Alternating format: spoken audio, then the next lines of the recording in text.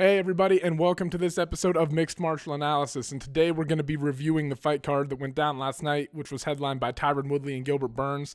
Obviously, a lot of implications for the welterweight division with Gilbert Burns defeating Woodley last night, and I mean, in pretty dominant fashion.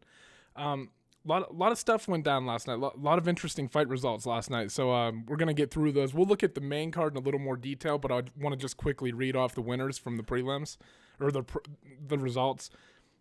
So to kick things off, Chris Gutierrez defeats Vince Morales via second round TKO due to leg kicks. Casey Kenny submitted Smolka after that.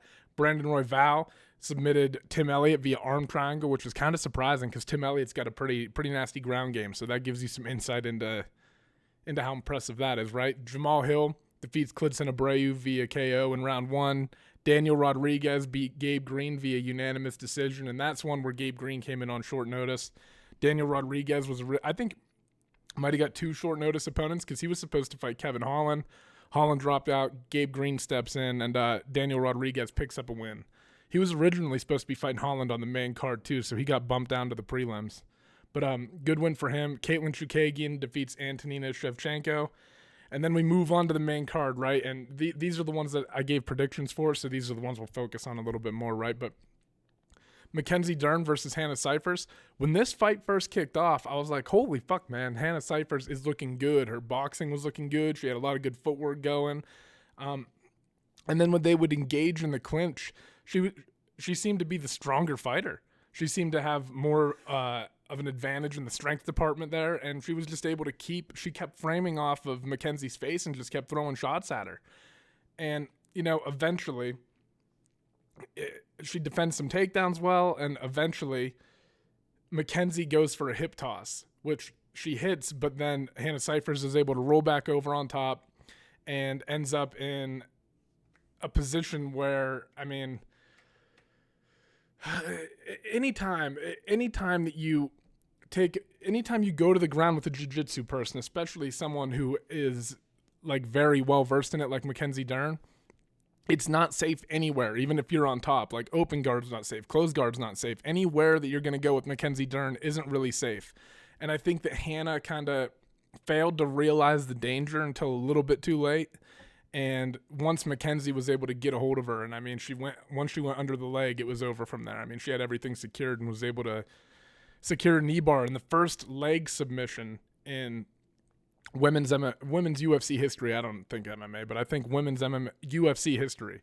So, I mean, a big win for Mackenzie Dern. She got to, she had to overcome some adversity early on in the round in order to pull it off. But again, Hannah I don't think it was that she was disrespecting the ground game of Mackenzie. I just think she got caught in a bad situation and didn't realize the significance of she didn't realize how bad of a situation she was in until she was too late, until it was too late. So tough loss for her, but Hannah Cifers is tough as fuck, and Mackenzie Dern's not an easy matchup for anyone because, again, she always has the jiu-jitsu in her back pocket. And I think there were things that Hannah can look at this fight and take away and realize that it came down to kind of one mistake and not detaching yourself from that situation on the ground. You think because you got on top and wound up on top that it's maybe a good idea to hang out there, but you got to get out quickly and just keep the fight where you're finding success on the feet. Because if you can do that and you're not engaging on the ground at all, it's going to be harder and harder as the rounds wear on for Mackenzie to get you to the ground, especially if you can start dotting her up. So tough loss from Hannah Cifers, but I think there's a lot to learn in this one from her. And like I said, she looked very impressive early on in the fight. So also, just of note, I think this is the best Mackenzie Dern has looked physically throughout her fight career so far. I mean, there are some times where she's come in really heavy, and she looked like she was in good shape and ready for this fight, so that was good to see. And obviously picking up, like I said, the first leg submission win in women's UFC history is a huge deal. So big night for Mackenzie Dern, and Hannah Cifers is going to have to look to rebound and kind of, not go back to the drawing board, but just realize what are the mistakes were in that fight and what led to the loss. Because I think that she could have, if that fight goes on, man, it's interesting to see what happens because like I said, Hannah Cifers, her boxing is pretty good and she was circling well and she was doing a lot of things well and seemed very powerful when her and Mackenzie clinched up. So tough to tell, but regardless, outcome can't change it. Mackenzie Dern, submission knee bar, great win. Next is Roosevelt Roberts defeats Brock Weaver. And this fight kind of went the way I expected it to. Brock Weaver tried to push things up against the cage, but in open space. And that was really the only part of the fight where Roosevelt Roberts struggled. His boxing looked good. His hands looked good. He was when he was applying pressure, he was able to back Weaver up. And eventually, when the second, it was clear that Roosevelt Roberts had a huge advantage when they were out in space because his hands were just so much more smooth and his technique was way more clean, and he was mixing it up so much better. And Weaver, it seemed like his only option for the fight was maybe to get it to the ground, be on top, and be the aggressor, turn it into a kind of dogfight. Nope. No pun intended there, right? Because I mean, I've read some articles about Brock Weaver being accused of dogfighting, so that was actually, me saying that was totally just by accident, but that's a real fucking thing that I've seen on Reddit pages and stuff. So I don't know what to think about all that. But anyway, Brock Weaver did fight a tough fight. He tried to go in and he tried to implement his game plan, but it just wasn't enough to overcome Roberts. And when Roberts really got the hands going and he was able to kind of implement his game plan as the second round wore on, you saw that it took a toll on Brock Weaver and he wasn't able to keep up. Roosevelt gets on top and starts dominating him and secures a rear naked choke. So, I mean, it was a great win for Roosevelt Roberts. And again, I would like to see Roosevelt Roberts focus a little bit more on not getting backed up, right? We talked a little bit when I did the breakdown about it's almost just a little bit of a hesitancy. And I think that, like I said, he's a very gifted striker. And when you start see him controlling the center of the octagon a little bit better, and if he gets a little bit more aggressive with his striking, it'll draw things out of guys and he'll be able to really open up on them. And I thought he looked good in this fight. It was definitely improved. He would get himself out of those situations, but when he learns that space is his friend and he controls the center of the octagon and is using his footwork to really keep his back off the cage and keep the fight where he has an advantage, Roosevelt Roberts has a ton of fucking potential, and he looked really good last night.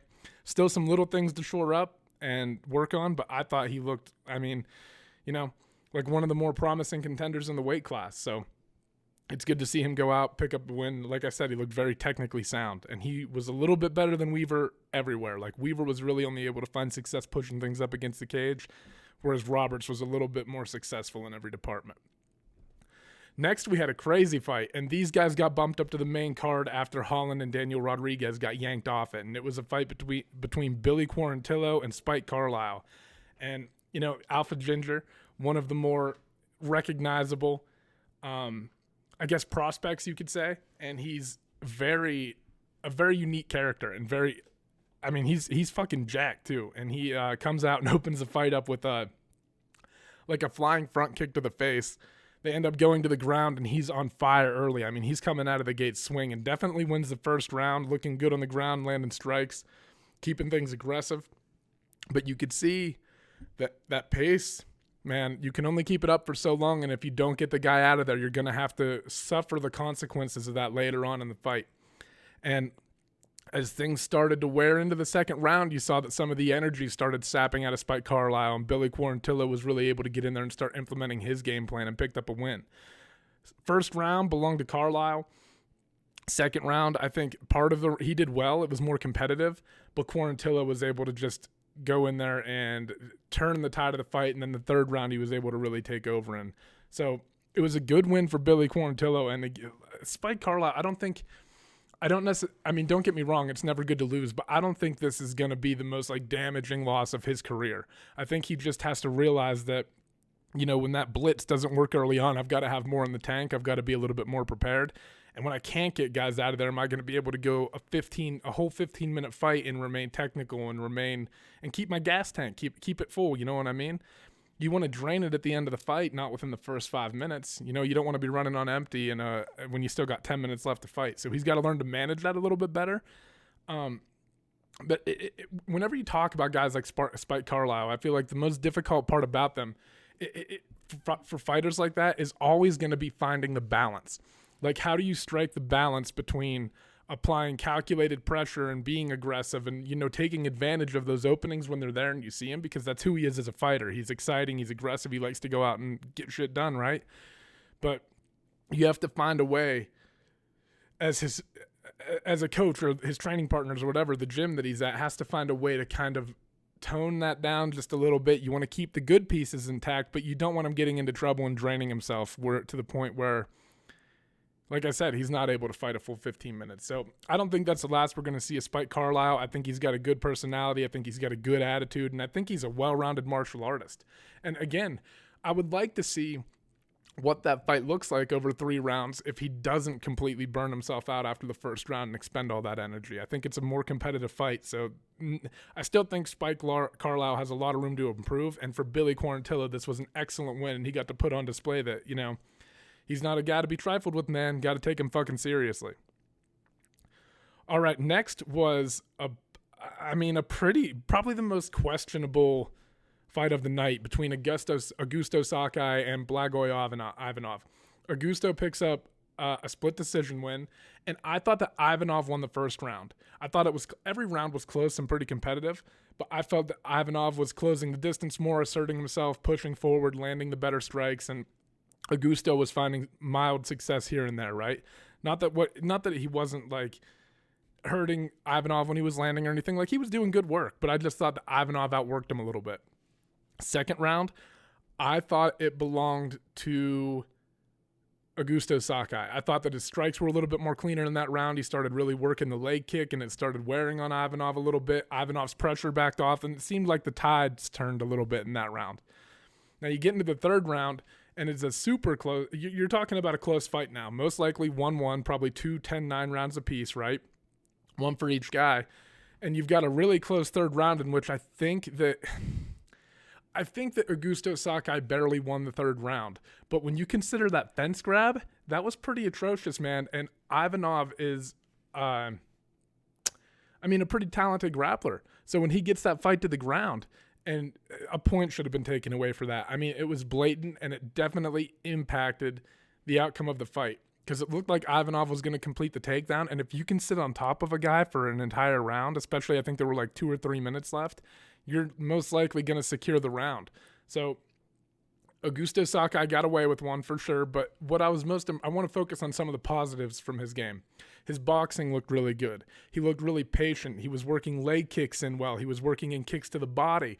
He looked very well-rounded, and he looked like a very composed fighter in there. It's not easy to go in and fight a guy like Ivanov who has a lot of experience and who has fought some of the top-level guys in the UFC already.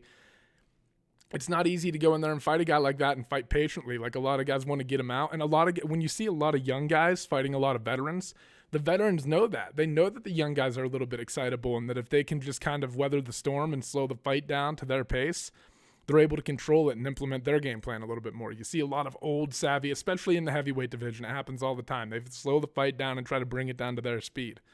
But Augusto Sakai just fought a calm, patient fight and was able to maintain a pretty consistent pace throughout the 3 rounds. So there was that to focus on from him that was good. Like I said, his boxing looked crisp. He has a really nice left hook, digging the leg kicks in well, mixing kicks into the body. He fought a very well-rounded fight. The fence grab was atrocious, though, and I think a point should have been taken away. And at the very least, this fight ends in a draw. 10-9 for Ivanov in the first, I think. 10-9 for Sakai in the second. And then if you give Sakai the second even, it's a 9-9 draw, right? Because he gets the point taken away. But I thought the third round was close. And like I said, I thought Augusto Sakai won it, but had he not grabbed the fence, you might have been looking at a completely different third round. So I understand Ivanov's frustration in that, and that he probably does feel a little bit cheated out of it. Because you got to remember too, man, Blagoy Ivanov is he's fought some good guys in the UFC, and he has some good wins, but he's still really trying to find his footing here. And he's still trying to make a name for himself in the division. And on top of all that, the guy's lost 2 in a row now, right? So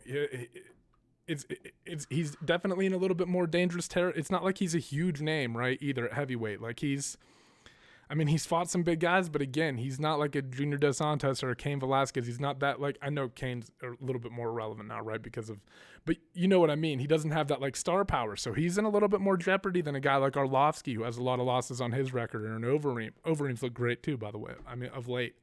But you know what I mean? It's a little bit more threatening when he suffers multiple losses in a row. So he's going to be understandably upset at that decision. And I thought that the ref should have caught it, but shit happens, man. Fuck. What can you do, I don't want to just say shit happens. I shouldn't say that because, like, in that situation, that's something that should be caught almost every single time. The ref does need to catch that one, so that's kind of on him. But it's hard to be in there and do that, so I don't want to dig into, beating refs up too bad. But at the very least, fight should have been a draw. Okay, so let's move on to the main event between Tyron Woodley and Gilbert Burns. And Tyron Woodley has a lot to prove in this fight because he's coming off of a loss to Kamaru Usman, right? And it wasn't just a loss; it was lopsided, man. And in a fight where a lot of people accused Woodley of looking like he didn't really want to be there, and I mean he didn't really have a lot to offer Kamaru Usman. Like he didn't really do anything to change the narrative of the fight, and he just you can't say he was accepting it because that's not fair, right? But it just like didn't seem like all the energy was there to really fight back, and everybody said he looked flat. So this was a big fight for him, and he's coming in against, at the time, the number 6 ranked guy in the world who's streaking through the welterweight division right now. I think after the win last night, Gilbert Burns just increased his win streak to 6. Might be 5, but I think it's 6 now. And, I mean, when you beat the number 1 ranked guy in the world and the former welterweight champion, and you do it in the fashion that Gilbert Burns did it, I mean, hurt Woodley in the first round and then dominated every round thereafter. I think the first round was probably a 10-8 for Burns, and then you dominate every round thereafter. I mean, you're doing a lot for your case at the welterweight championship. Like, you're doing a lot for your... It's hard to deny that Gilbert Burns is ready for a title shot. Like, I think he is. I think that what you saw from him last night was a world championship caliber performance. And his jiu-jitsu was just scary because he's got that he's a world champion jiu-jitsu player, man, and his striking has been looking phenomenal. And every time he steps into the octagon, it just gets better and better and better. So, and this is, again, though, looking at this fight and you think about the Usman fight, it doesn't seem like Woodley's head is all there. I think he goes into the fight well prepared. I think he's feeling good, and then he faces adversity in the first round, right? I think he goes out in the second, and it seems like he kind of recenters himself. He's firing off the right hand. He connects with it a couple times, and you go, oh, yeah, you got to remember that Woodley still has that, right? He has that fucking right hand that could end the fight at any moment. But second round wears on. Gilbert Burns gets a takedown, just starts beating on him and wearing on him. And at that point, you've got to be thinking, okay, we've got to win the next 3 rounds because we definitely lost the first 2, and the first round might have been a 10-8. You've got to be thinking that Woodley for sure has to win the next 3, and a finish would even be preferable. But as the third round wears on, again, Gilbert's able to push Woodley back against the fence and just implement his game plan, keeping volume in his face, mixing in leg kicks, had a more versatile striking attack than Woodley, and he was able to keep him backing up. And then when the 4th and 5th round came around, it really felt like Woodley just wasn't there. It felt like he lacked a sense of urgency to go out and win the fight. And I mean, don't get me wrong. When you're getting backed up and you're getting beaten up by a guy like Gilbert Burns, who is, like I said, a world jiu-jitsu champion, has great striking. It's much improved. He's applying pressure. There's not a lot of openings for you. You've landed the right hand. The openings for the right hand haven't been there all fight. It's like Woodley, in that situation, though, when you're down 3 rounds and you're a professional fighter, and I mean, it's easy to sit here from my perspective and say this, right? And you have to go out and do more. If you want to win that fight and you're Tyron Woodley, you have to go out and do more. And to me, what it looked like is that Woodley was waiting, from my perspective, watching through a fucking TV screen. I'm not Tyron Woodley. I'm not his coaches. Only they really know what's going on, and really only Woodley knows what's going on in his head, but they have a better feel for everything than I do, right? But from my perspective, it looked like Woodley just wanted the fight to be over.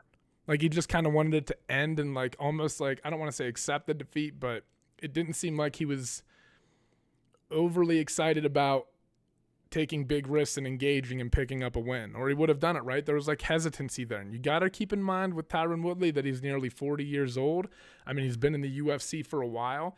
And I think the main difference maker in this fight, and I think that Woodley, like I said, early on he looked better, and I think that he felt like he had a chance, and as it wore on, I think he just kind of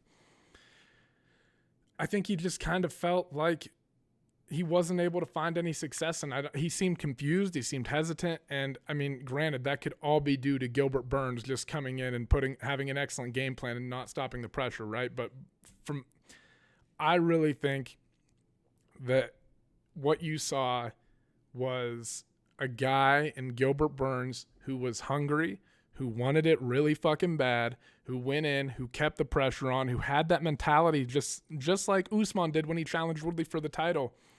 Woodley's fighting these guys who are hungry and who the only thing they care about is winning a world title. They care about being the best in the world. And you were just, yes, you're Tyron Woodley, and yes, you have knockout power, and yes, you're a legend in the division and in the UFC and in the sport of MMA, but you're also a roadblock.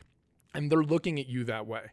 And they're thinking about running through you. And their only thoughts right now are on winning a world championship. It's evident when guys are doing that too, because their performances just speak volumes about how much effort they're putting into their camp and their training. Woodley is a guy who I think he's got this rap stuff going on, and he's very into like that whole culture and stuff. And I think that his headspace is just elsewhere. I think he thinks about different things. I think he knows retirement is coming relatively soon at some point. It's coming down the road, man. And he's probably thinking to himself, man, I might have other avenues after this, things that I want to go do and that I want to go pursue. And I'm in here fighting against guys who the only fucking thing they're thinking about is winning a world title. It's hard to stay competitive against those guys because, like I said, this is all that they want. And I think that's kind of what you saw more than anything last night, is that it was a young, hungry, violent Gilbert Burns coming through and trying to make a statement. And Woodley, when he wasn't able to implement his game plan, it wasn't going his way. I think, I don't know, like I said, I don't know what's going on in his head, but it didn't seem like a guy who was desperate to win a fight in rounds 4 and 5. It didn't seem like he was desperate and willing to take chances to win that fight. So I don't know. And you got to wonder what they're going to do with Woodley next, just because I think a matchup against a guy like Colby Covington is a terrible idea, because Woodley has a lot to think about. He's just coming off. There's going to be a lot of things that he's going to have to consider. But if you want to match him up against one of the top contenders, man, I'm not sure Colby Covington or like Leon Edwards is the answer. Guys who do, and especially Colby Covington with his volume, I wouldn't do that for Woodley right now. He's got to fight somebody like maybe ranked within the top 5, but fight against one of those guys up top right now, man, I wouldn't do that. I don't think it would be a smart move for the UFC or, the career of Woodley. Not that he could. Woodley has that right hand and the power, and he's a world-class. It's not that he can't beat any of those guys on any given night. I'm just saying, coming off 2 losses in a row, do you really want to fight a guy like Colby Covington who has immense wrestling pressure and it seems like a bad stylistic matchup, at least at this point in Woodley's career, and it's late in his career? I don't think so, man. So it's going to be interesting to see what happens with Tyron Woodley now. And again, Gilbert Burns just kind of shook up the 170-pound division and called out. He said he wants to fight for the title against his teammate Kamaru Usman. So, man, it's going to be interesting there, because you got Jorge Masvidal up top, and then you got guys that people forget about like Santiago Ponzinibbio, who've been hurt for the past 2 years, but he's riding like a 7-fight win streak right now. 170 is interesting, man. Really interesting. And Leon Edwards, there's a lot of guys in there that are ready to challenge for the title. And it's like, I think that the top 5 on any given night, any one of them might be able to beat each other. So it makes welterweight really interesting right now. So we'll see, man. We'll see what they do with Burns. He's going to end up fighting one of the top guys. I don't know if he'll end up fighting Usman, but he's going to get a shot at somebody like a Colby or a Leon Edwards at the very least. And it'll be a title contender bout, I'd imagine. Because like I said, Woodley ranked number 1 in the world at the time, and he beat him pretty handily. So impressive victory for Burns. Again, don't want to take away from how impressive Burns' victory was, but when rounds 4 and 5 roll around and you can just kind of see the look in Woodley's eyes that he's not there, you got to question about what's his motivation to go in there and put it on the line in order to win. But great. Obviously he stepped in there, so he's willing to put it on the line in that sense. But when you're down in a fight, you got to be able to take chances, man, or you can't just accept it. Especially at this level when you got guys like I said, like Burns, who aren't their only goal is to blitz through you. Anyway, I think that covers everything that I wanted to talk about from the card. Like I said, really interesting night of fights, good night of fights. And we got another card coming up this weekend, Saturday, June 6th. And it's going to be held at the same arena, the UFC Apex Arena in Vegas, where they do like Dana White Contender Series and shit. No fans, same deal, right? But it's going to be headlined by Amanda Nunes and Felicia Spencer for the women's featherweight title. That's a great fight. It's always great when you get to see Amanda Nunes, because she is the greatest female fighter of all time and among the talks with one of the greatest fighters ever. male or female. Rafael Sunsao fights Cody Garbrandt in the co-main event. Corey Sandhagen and Aljamain Sterling is right below them. Those guys should be the co-main event. In my opinion, that fight is fucking huge for 135 pounds. It's the biggest fight in the division you can make, aside from the title fight, which looks like it's going to be Jose Aldo and Petr Yan. So this is, I mean, whoever wins this fight, in my opinion, is worthy of challenging for the title. So this has like the title implications on the line, whereas Corey Sandhagen just beat a Sun Sao. So I don't really I mean, I know Cody Garbrandt has a bigger name, so that's probably why they did it, but the more important fight between the Sun Sao and Garbrandt and Sandhagen and Sterling, the more important fight is Sandhagen and Sterling for that division.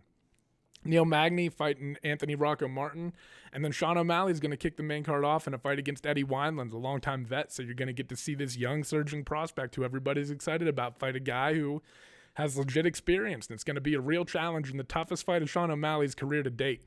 So a lot to look forward to. Let's go through the main card real quick. There's also Caceres versus Chase Hooper, Ian Heinisch versus Gerald Mearshart, Brian Kelleher versus Cody Stamann, Charles Byrd versus Maki Pitolo. And then you go down to the early prelims, Jussier Formiga versus Alex Perez, Devin Clark and Alonzo Menafield, and Herbert Burns versus Evan Dunham. So good night of fights. The main card is like a lot of implications at 135 pounds, and obviously the women's flyweight title being on the line is a big deal. Neil Magny coming back. Yeah, I mean, it's a really good fight card. I'm fucking excited for it, and we'll get a breakdown drop probably on Tuesday or Wednesday for that one, and we'll get that out. So I think that covers it. Thank you, everybody who tuned into the podcast. Thank you to all the subscribers, people who drop comments, everybody listening. If you are listening on YouTube right now, just know that the audio version is also available on whatever podcast platform you like to use, Spotify, Google Play Store, iTunes, whatever. And obviously, if you're listening to the audio version, you can find us on YouTube as well. So, yeah, again, thank you for tuning in, and have a good day. Bye-bye.